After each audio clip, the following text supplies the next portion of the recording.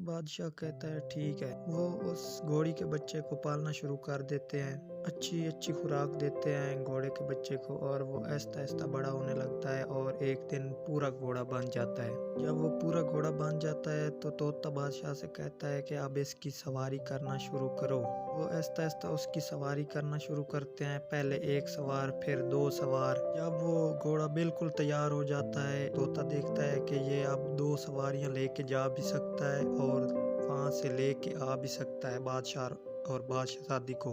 फिर बादशाह से कहता है कि अब हम तैयार हैं जाने के लिए, हमारा घोड़ा भी तैयार है, आप भी तैयार हो जाएं, कल हमने रवाना होना है बादशाहजादी को लेने। दूसरे दिन फिर वो निकल पड़ते हैं बादशाहजादी को लेने।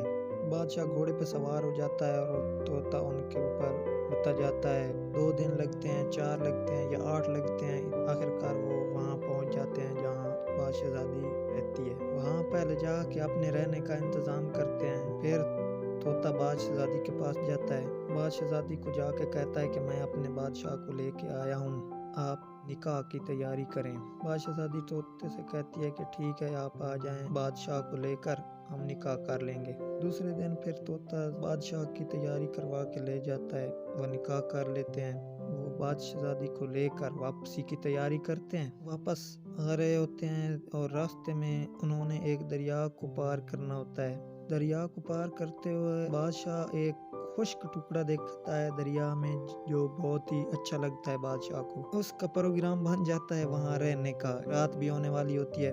बादशाह तोते से कहता है कि ये हम यहीं रात गुजारेंगे। तोता उसे मना करता रहता है, लेकिन बादशाह नहीं मानता तोते की। वो कहता है आज रात यहीं रुकना है हमने। तोता बादशाह से कहता है ठीक है, आप यहाँ रुकें, मैं तो यहाँ नहीं रह सकता, अल्लाह खैर करेगा। तोता यही कहकर वो चला जाता है। बादशाह और बादशाहजादी वहाँ सो जाते हैं खुश्क टुकड़े पे दरिया में। उनके चारों तरफ पानी पानी होता है। तोता वहाँ से चला जाता है, वो कहीं उनसे दूर दरख्तों पर या किसी भी बाग में, उसने भी तो रात काटनी होती है। रात को सो रहे होते हैं और पानी दरिया में ज्यादा होता है, तो बादशाहजादी और बादशाह डूबने लगते हैं। डूबते डूबते वो हाथ पैर चलाते हैं पानी में, उनके हाथ में एक लकड़ी लग जाती है जिस पर वो दोनों सवार हो जाते हैं। एक बहुत बड़ी लकड़ी पानी में जा रही होती है, उस पे सवार हो जाते हैं। फिर पानी में जाते जाते जाते आगे कहीं जाके वो दरिया ना 2 नहरों में तब्दील हो जाता है। करीब जाकर जहाँ से वो 2 साइडों में तब्दील हो रहा होता है, वहाँ जाकर उनकी लकड़ी टूट जाती है। एक साइड में बादशाह चला जाता है और दूसरी साइड में बादशाहजादी। जिस साइड में बादशाह जा रहा होता है, उसके सामने एक आदमी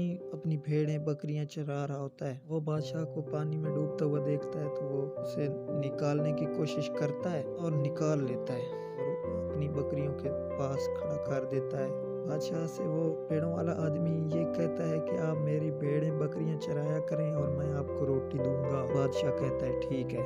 इधर दूसरी साइड पे, जिस साइड पे बादशाहजादी जा रही होती है, उस साइड पे एक धोबी का घर होता है नहर के पास। वो वहाँ कपड़े धो रहा होता है और बादशाहजादी पानी में डूबती हुई जाती है। वो धोबी देखता है कि एक लड़की डूबती हुई जा रही होती है। वो बादशाहजादी को निकाल लेता है और उसे अपनी बेटी बना लेता है। उसकी कोई औलाद नहीं होती पहले। बादशाहजादी कहती है एक शर्त पे मैं आपकी बेटी बनूंगी कि मैंने चूरी फेंकनी है रोजाना छत पे। धोबी उससे कहता है कि ठीक है बेटी, हमारी कोई औलाद नहीं है, आप हमारी बेटी बन जाओ, आपकी हर शर्त हमें मंजूर है। वो वहाँ रहने लगती है। बादशाह वहाँ भेड़ें बकरियां चरा रहा होता है और तोता उस रात जब परिंदों के साथ कहीं फल वगैरह खाने जाते हैं किसी बाग में, एक बहुत बड़ा बाग होता है वहाँ के बादशाह का, उसमें वो फल खाने जाते हैं तो वहाँ जाल लगा हुआ होता है, वहाँ तोता फंस जाता है। पहले जब जाने लगते हैं तो सब परिंदों को वो समझाता है पहले तोता कि अगर हम पकड़े जाएं तो ऐसा महसूस कराना जैसे सब मर गए हैं। वो जब सारों को फेंक देंगे तो इकट्ठे उड़ जाएंगे, फिर हम सब कहते हैं ठीक है। जब वो वहाँ पकड़े जाते हैं तो सब ऐसा ही करते हैं, सब अपनी अपनी सांस रोक लेते हैं। बादशाह के नौकर आते हैं, देखते हैं कि परिंदे मर गए हैं, वो ना एक एक को निकाल कर फेंकते जाते हैं। जब उस तोते की बारी आती है, बाकी सारे उड़ जाते हैं, वो फंस जाता है। बादशाह के नौकर उसको पकड़ कर बादशाह ले जाते हैं कि ये सारे परिंदों का लीडर है, यही नुकसान करवाता है हमारे बाग में।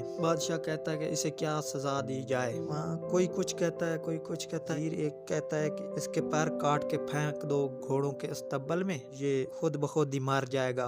बादशाह कहता है ये बात ठीक है, ऐसा ही करो, इसके पर काट दो और इसे घोड़ों के अस्तबल में छोड़ दो। बादशाह के नौकर ऐसा ही करते हैं, वो तोते के पर काट कर उसे घोड़ों के अस्तबल में फेंक देते हैं। जब वो वहाँ फेंकते हैं, तोता देखता है कि उसके बादशाह का वो घोड़ा वहीं मौजूद होता है। वो कहीं से पकड़ कर घोड़े को ले जाते हैं बादशाह के पास। तोते के बादशाह वाला जो घोड़ा होता है वो उस बादशाह के अस्तबल में पहुंचा हुआ होता है। तोता देखता है कि वो घोड़ा किसी को नजदीक नहीं आने देता, बहुत बिगड़ा हुआ होता है वो घोड़ा, वहाँ किसी को अपने पास नहीं आने देता। तोता जो है वहीं अस्तबल में वहाँ कहीं कोई जगह बना लेता है, वहीं रहने लगता है छुप कर। जब घोड़े को कुछ न कुछ डालने आते हैं खाना वगैरह, तो तोता भी वहीं से कुछ न कुछ खा लेता है और छुप कर रहने लगता है वहीं। कुछ दिन गुजरते जाते हैं, उस तोते के पार निकलने लगते हैं और आहिस्ता आहिस्ता पार मुकम्मल हो जाते हैं तोते के, और वो वहाँ से जाने की सोचता है। और जिस दिन जाने लगता है, वो घोड़े को देख कर जाता है कि मेरे बादशाह का ही घोड़ा है, पहले बादशाह को जाके ढूंढता हूँ, फिर इसे ले जाएंगे। ये थी पार्ट 3 की कहानी। आगे आप पार्ट 4 में देखेंगे कि तोता बादशाह को कैसे ढूंढता है और फिर बादशाहजादी को कैसे ढूंढता है और फिर उन्हें घर कैसे पहुंचाता है। इंशाअल्लाह आपको मज़ा आएगा, आप ज़रूर देखिएगा। अल्लाह हाफिज़।